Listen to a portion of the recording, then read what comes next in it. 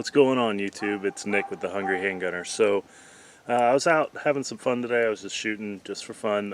Wasn't planning on making a video per se, but then I got to thinking about something that I hadn't really seen covered a whole lot.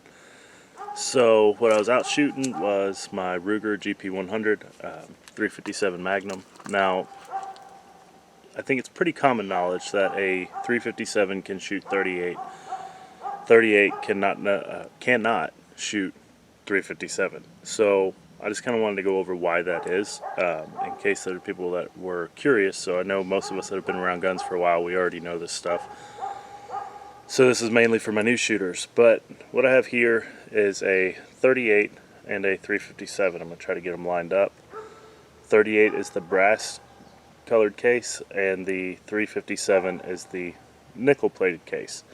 So I'm not sure how well you guys can see that, but the 357 is actually, the case is actually 1/8 of an inch longer. A 357 Magnum is loaded to a lot higher pressures than a 38. Most of your newer 38 specials will not, a 357 loaded to spec will not fit in the cylinder, so it's really a non-issue. There are some older 38s that you may be able to get that 357 in, and it could have catastrophic consequences. Now, obviously, if your uncle's brother's best friend's sister got away with it one time, yeah, that doesn't really count, guys. You could really mess yourself up, and obviously mess your gun up too, but more importantly, your safety. So 38 was the cartridge that was developed first, and then a guy named Elmer Keith decided to start hot rodding them, and eventually led to the development of the 357 Magnum. Bullet sizes are the same. A lot of the time your bullet weights are the same. For instance, this is 158 grain, just lead round nose target load, and this is a 158 grain jacketed, semi-jacketed hollow point.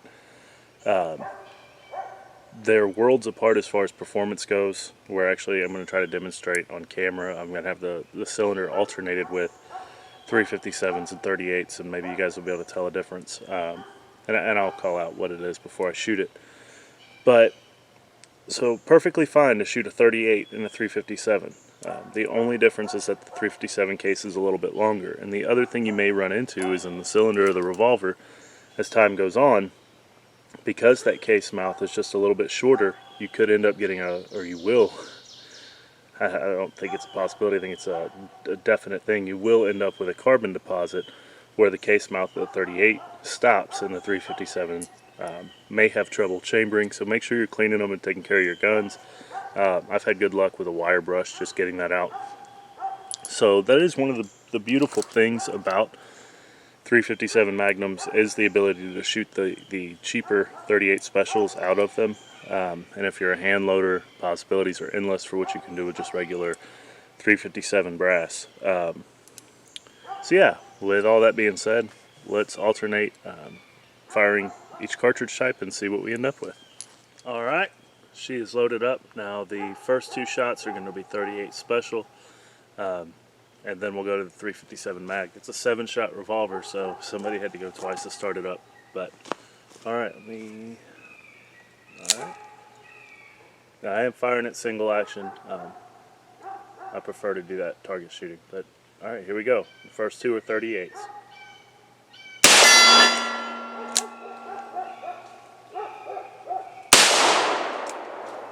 Now we got a 357. Big difference. Alright, 38.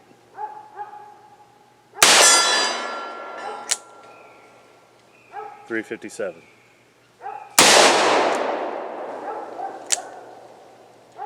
.38. And a 357.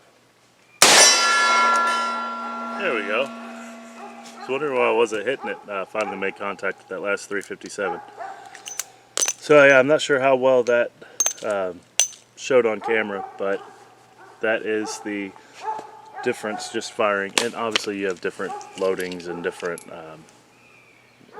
bullet weights and all that other stuff that could play a difference into the visual and audio differences. I'm sure my neighbors are trying to figure out what the hell just happened down here. But so So yeah, I just show you guys on camera. There's your 357 when it goes in the cylinder.